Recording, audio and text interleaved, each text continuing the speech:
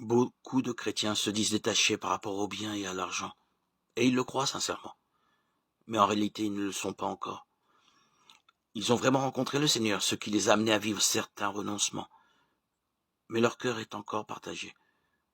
Dieu n'est pas l'unique pour eux.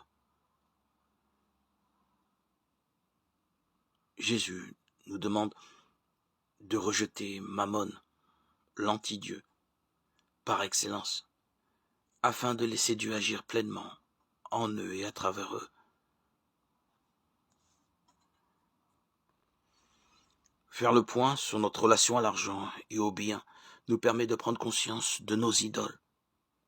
À quel bien suis-je attaché de façon désordonnée qui m'empêche de m'attacher à Dieu seul? Pour choisir véritablement le Seigneur comme l'unique, chacun d'entre nous doit poser un geste concret de détachement. Il ne suffit pas de dire « Seigneur, Seigneur ». Il faut lui prouver notre attachement et notre disposition à renoncer à tout le reste pour le suivre. Il est évident que ce geste de renoncement au bien n'est pas envisagé au tout début d'un chemin de foi. Car bien sûr, les personnes partiraient en courant.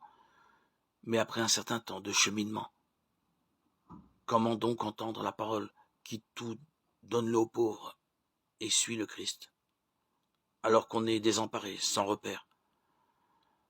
On a besoin d'abord qu'on nous annonce que Dieu nous aime et veut nous sauver. Quand elle s'est bien nourrie de la parole, s'est détachée du péché grave et a accompli une première purification, alors la personne est en mesure d'entendre des enseignements pour préparer ce geste de détachement. À un certain moment, Dieu nous dit en effet, « Oui, mon cher enfant, tu es bon.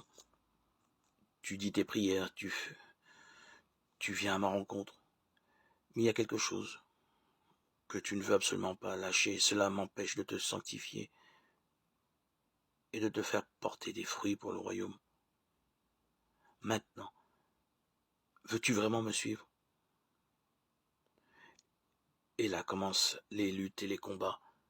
C'est inévitable, l'enjeu est trop grand pour que le démon nous laisse en paix. Le vrai détachement advient lorsqu'on accepte de quitter ce à quoi notre cœur est attaché de façon désordonnée, qui nous empêche d'avancer dans la voie de la sainteté.